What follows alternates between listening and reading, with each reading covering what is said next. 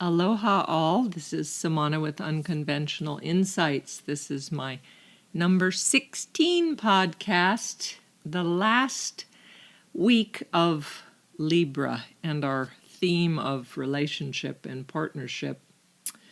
And I want to offer a few things. First off, the topic is going to be healing from challenging relationships so that we could move on, so that we could grow, all of that. Again, that's very significant. We've been talking about relationships, but so many of us get stuck in the past, or we don't clear it out, or we think, okay, I want a new face, a new circumstance, and everything will change. If we don't do our work, guess what? It's not going to change. It's just a new face, same issues. So I do want to share with my audience, because this is the type of girl I am. I often teach and counsel from my own experience because having a conscious life, meditating, and being deep, being reflective, really wanting to show up and be present in all I do gives me more insight than anything I could ever ask for. So this, over the last couple weeks, so the time of Libra, I'm born a Libra, as I shared before.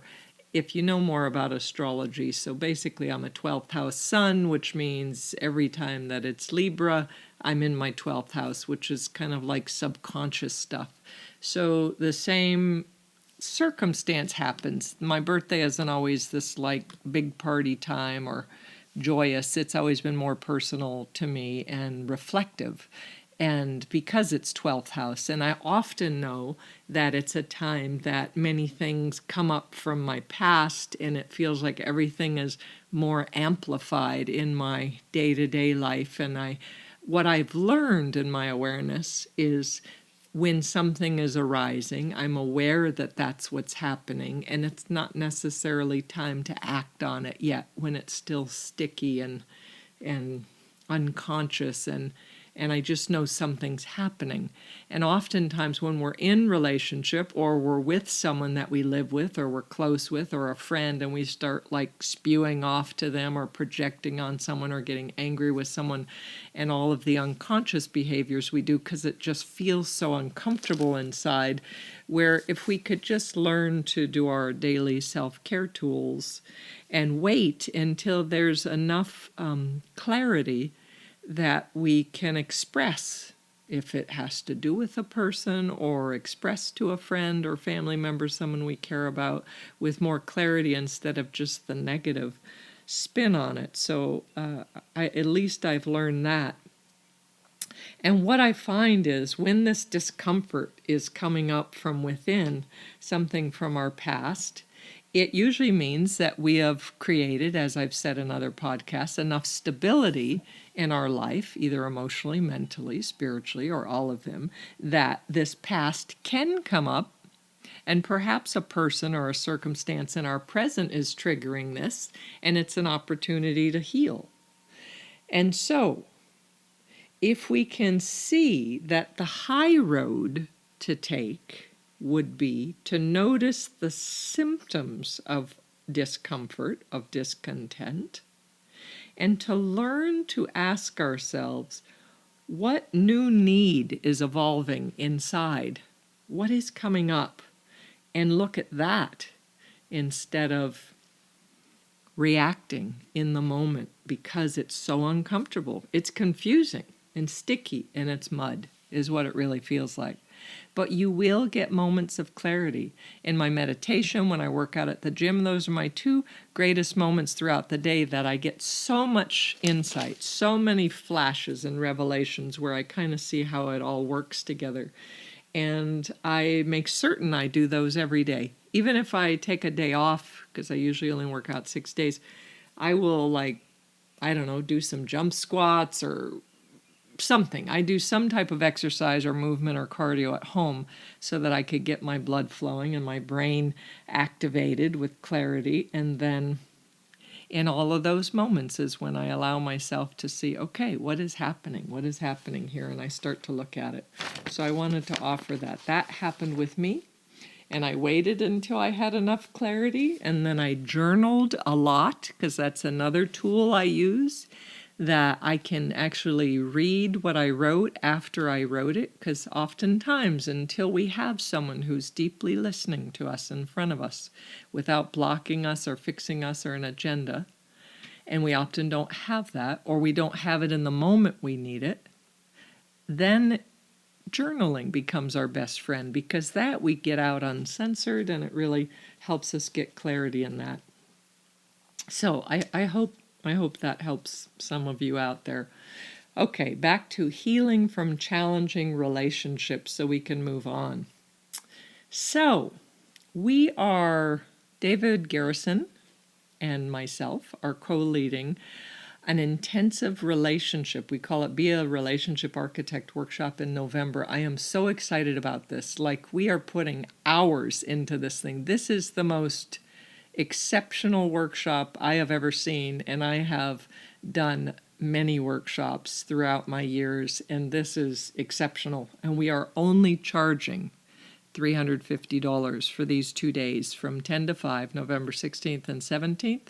We're only taking 12 people.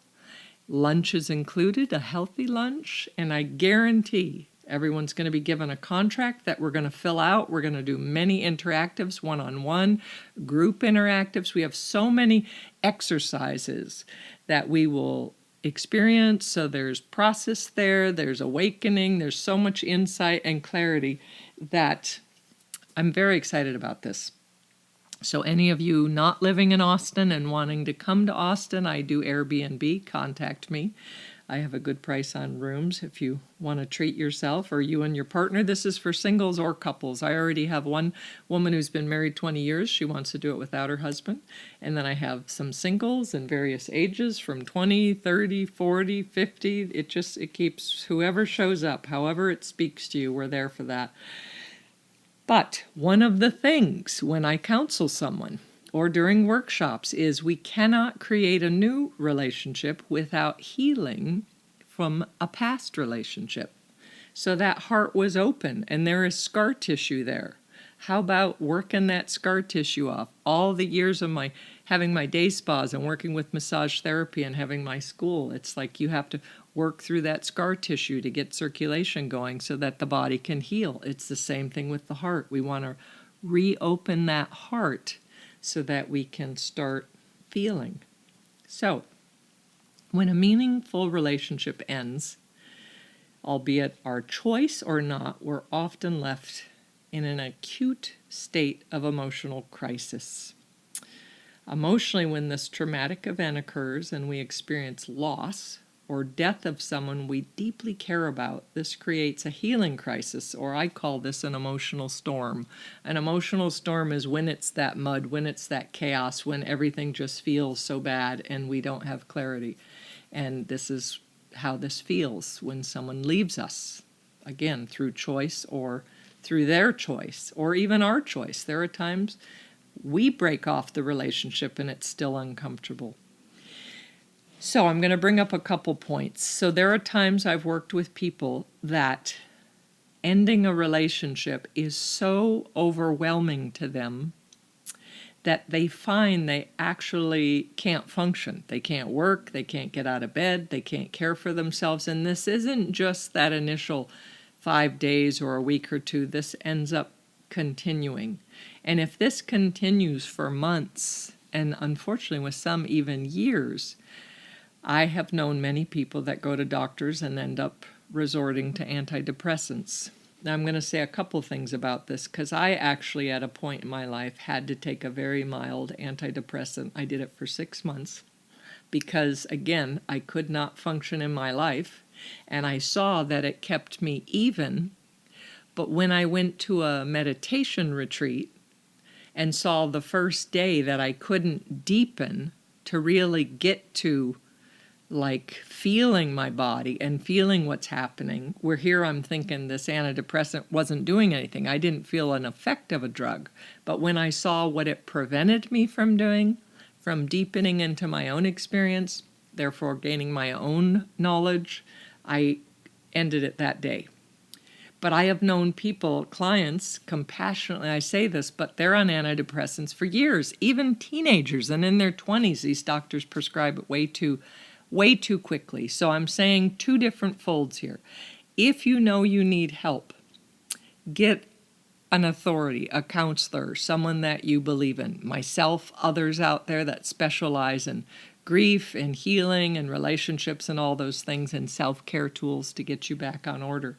If you need something to help so you can function, antidepressants are an angle, but that can cause side effects and a dependency, and as I said, it may prevent you from deepening the ability to drop into your own experience, your own feeling. There are other supplements that are very helpful for that emotional storm. One of them is motherwort, not St. John's wort. This is specifically motherwort. And I had a wonderful naturopath in Maui years ago tell me, think of it as mother in a bottle. And I have given that to many clients, many students, many friends, and I always keep some on hand, because if I wake up and this doesn't really happen much anymore, but if I'm having a challenging time, I'll take some of the tincture. They have it in capsules and they have it in tincture, and I'm sure Amazon has it. So motherwort is very good for feeling like you have the support you need. Another one is Rescue Remedy. That is a Bach flower remedy. And that, again, no side effects with these. It just helps to even you and help you feel. And there is a homeopathic for deep grief called Ignatia Amara.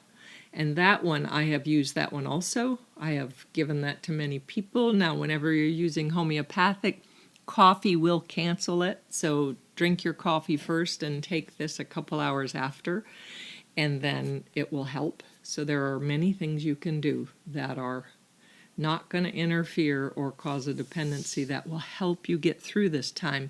Plus, you need to do your emotional self-care tools. So, now let's talk about this. So if the grief or paralysis or feeling of non-functioning has been around, as I said, more than 6 months or a year, then that initial Band-Aid of these antidepressants or these supplements are now becoming a crutch and a permanent way of living. You need to do your work. I have seen other people that they prevent their emotional growth by masking it with drugs, alcohol, distractions, just keep moving. Again, our realities are distorted through a veil of untruths. We do not want that. This is what I've learned over and over again. I will tell you the deepest pain, the most painful thing you can ever imagine, that cuts you to the bone. It has a very short fuse. It is more our mind afraid that it will take over and consume us and be forever than it is to understand that it is a short fuse. If we can just meet it, if we can just embrace it and accept that pain, we will see inside there are lessons, there is growth, there is an opportunity to be different and new here. So, many exist for years of masking their pain and their process and never heal to the point of being able to create a new successful relationship. And I said this before. You can create a new relationship, but a successful relationship cannot come until you learn from your past experiences what not to create again. Our workshop will help you with that. Another plug. Anyways, I believe in living life through all the intensity, good and bad, with our eyes open, is what I will tell clients. Meaning, when we have to review, it's okay. Just do it so that you can see more about it. Life is a classroom. We're here to learn and grow. And we often grow more through pain and loss than times of ease, and it's just human nature. It's through the loss of a loved one due to death or ending that we begin searching for the light on our own to fill the now darkened space within. We seek new experiences previously we would have been against, and often we start feeling healthy and exercise because we are going to look happening because we are back on the market again.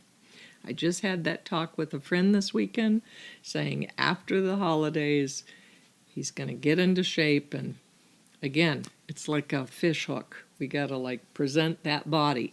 Now, I believe that even when you meet the relationship to stay healthy together and encourage each other, let's go to the gym, let's go to yoga, let's go play tennis, let's go play miniature golf, let's go for a run, and let you take turns making a healthy meal, like even 2 times a week, something like that. But encourage each other to live a healthy lifestyle, because once you find the love of your life, don't you want it to last forever?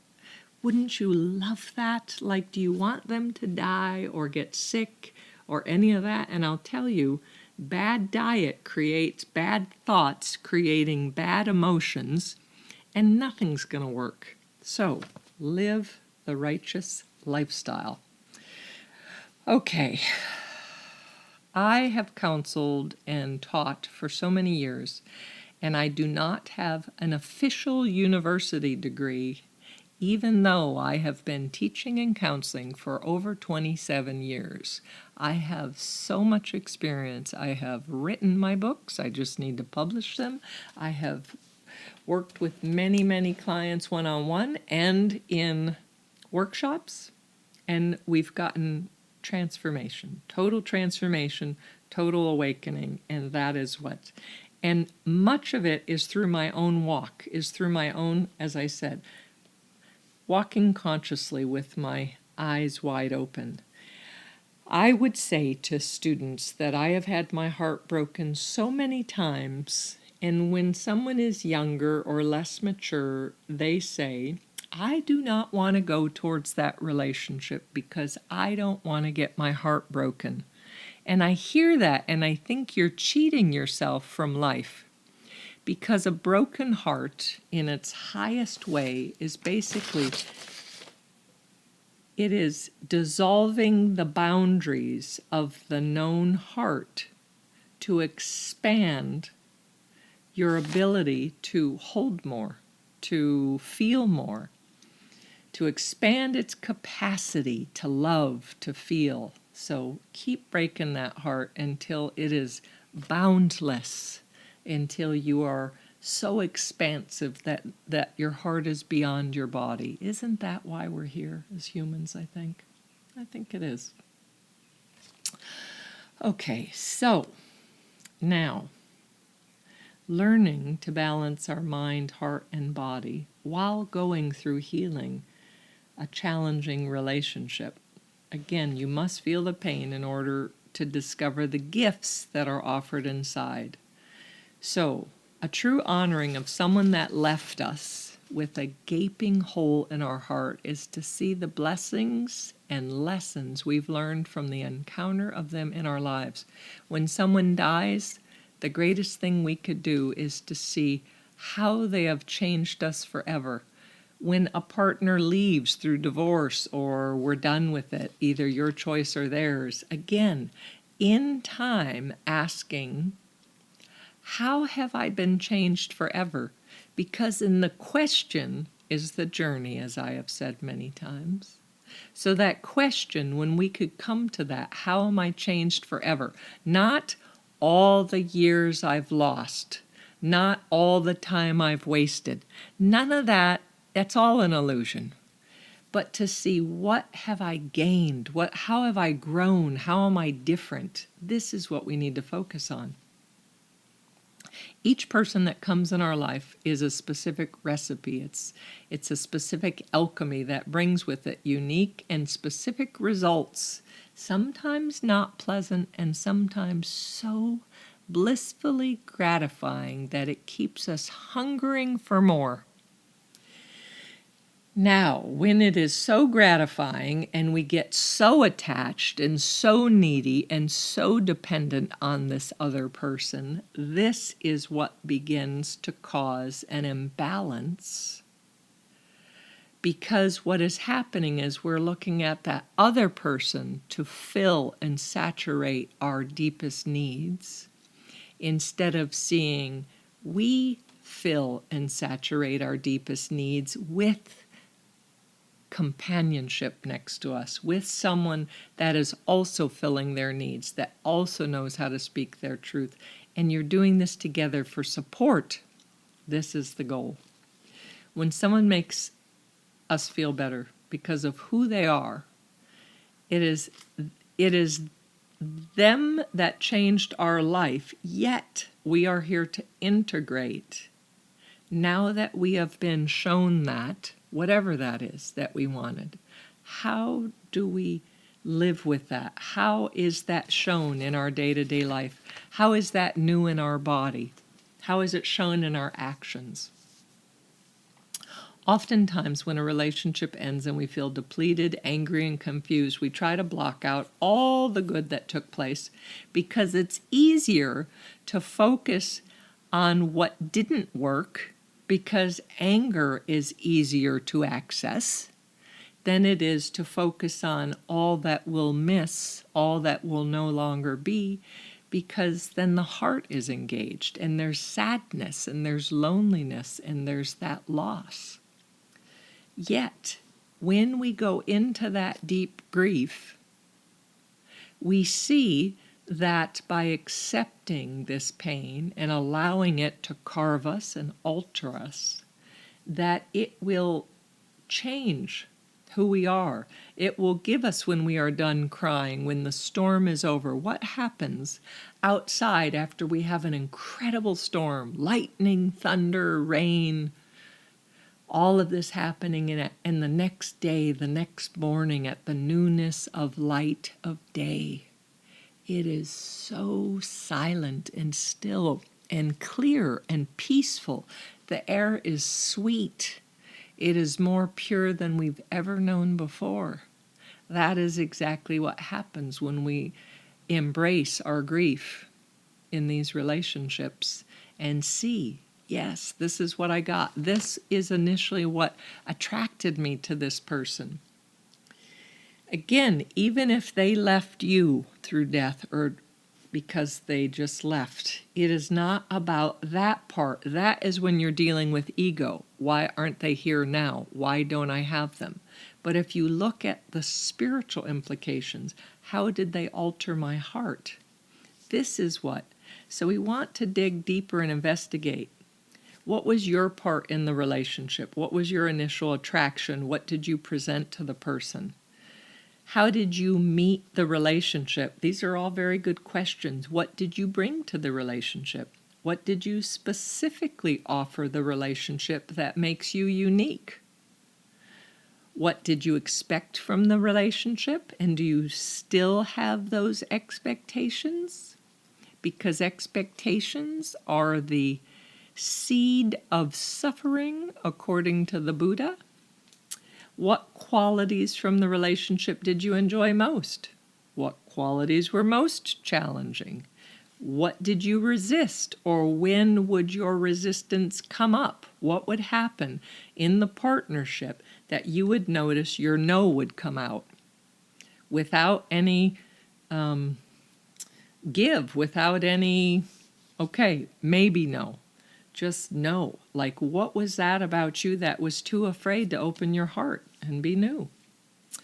What are you able to offer in the next relationship that you weren't able to offer before the healing of this relationship? That is an incredible question to know. Now, I also have a term I've often said, because I've seen it in relationships that I've drawn to me through my years, that when it's a very intense connection, immediate attraction and connection, or you feel like you're home, you just meld with that person, I know instantly that major issues are going to come up, because my phrase is, the greater the love, the greater the lesson.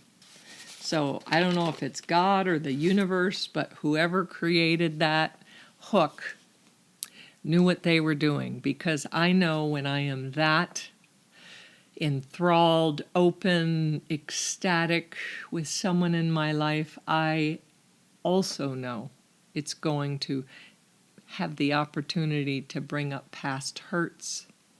And let's hope that both of us in a new relationship allow that sensitivity, that honesty, to be able to express that and see that it needs to arise and pass at times. It just needs to be embraced, noticed, and it moves on like a child. A child after a skinned knee, and we give them a quick hug, an acknowledgement, I'm sorry you were hurt. And the second you do that with a child, just like our emotions, they run off and play, Band-Aid and all. That is just like us.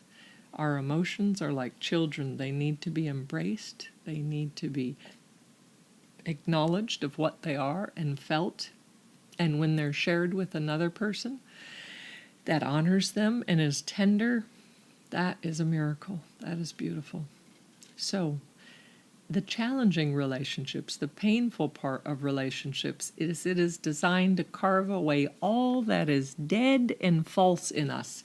And it also shows us what has changed, what is new about us.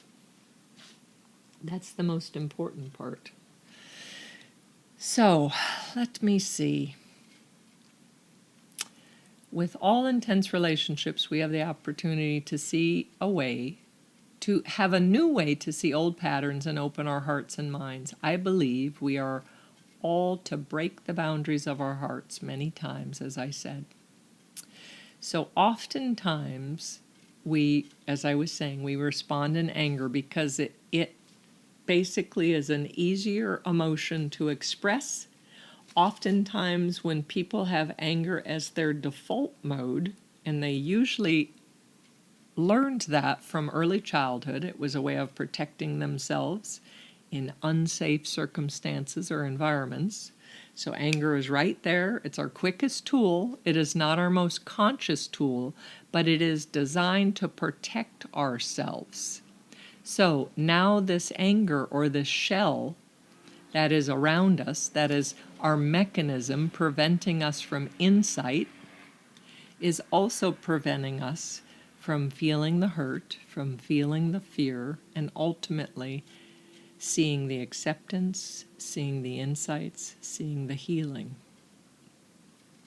When we could see that anger and control is really a superficial layer masking sadness and fear, and we meet it all at a raw level, then true heartfelt healing occurs and growth occurs.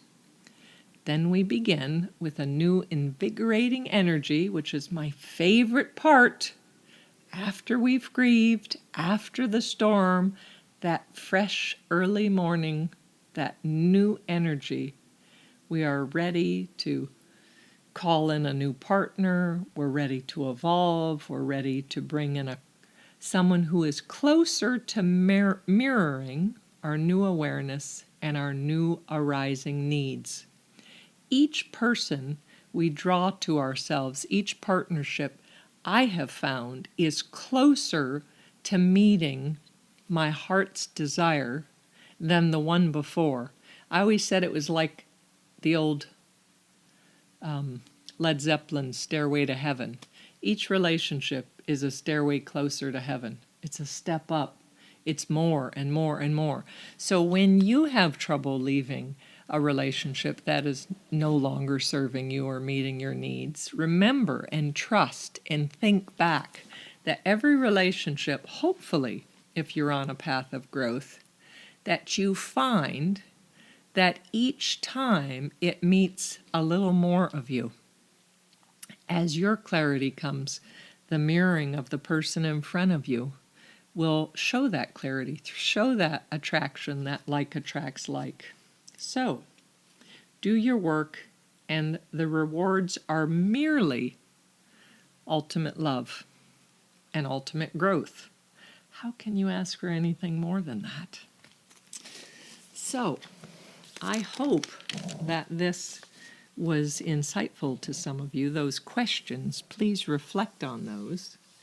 And I also want to say next week starts Scorpio. That is my favorite time. My rising sign is Scorpio. I have lots of Scorpio on my chart. Scorpio is about sex, death, and transformation.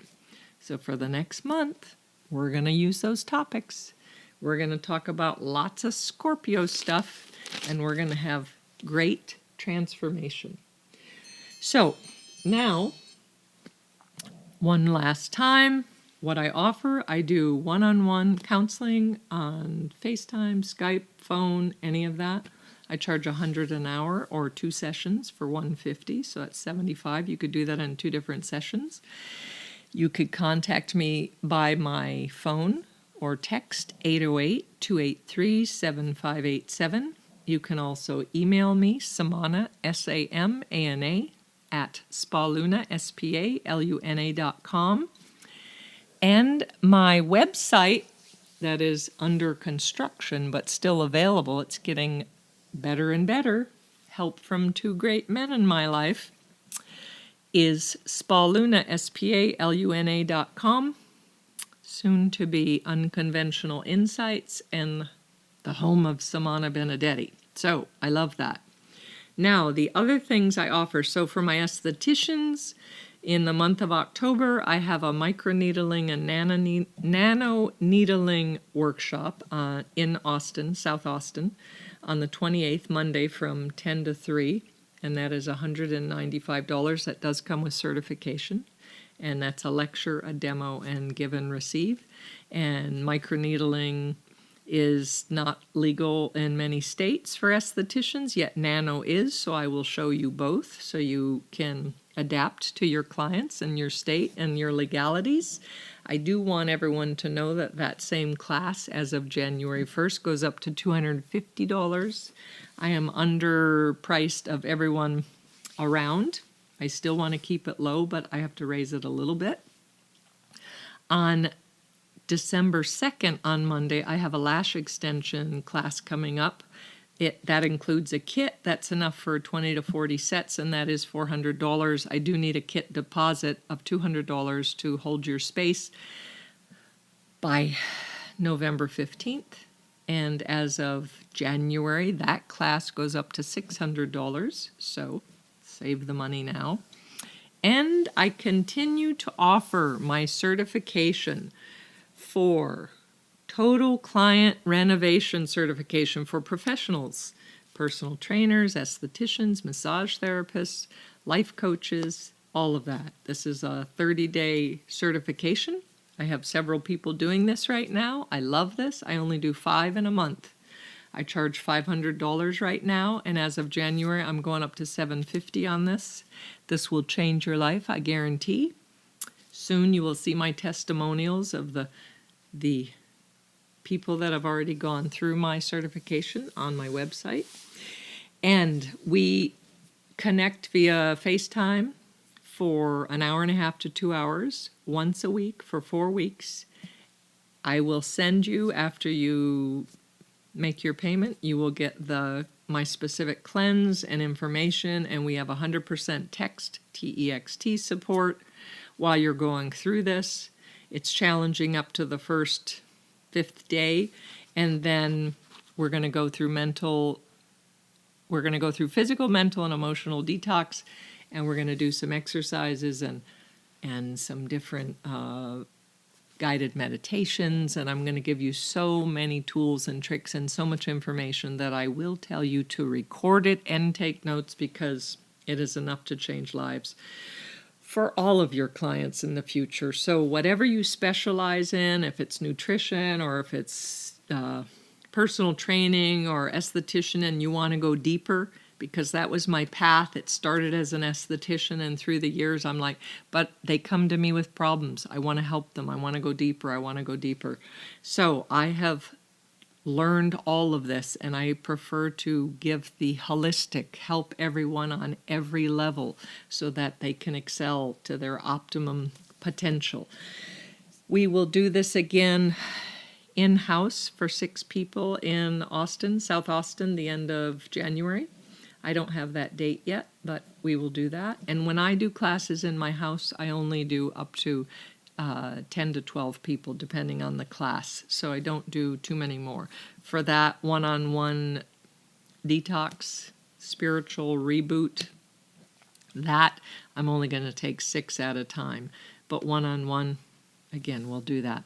So if you have any questions on anything, feel free to contact me. Please share my podcast, and it is always a pleasure. I hope you have gained great insight during this time of partnership and relationship to yourself and to others in your life that matter. And I look forward to Scorpio. I believe that starts on Monday. I'm very excited. So aloha all, and I look forward to continuing to share insights with you. Blessings.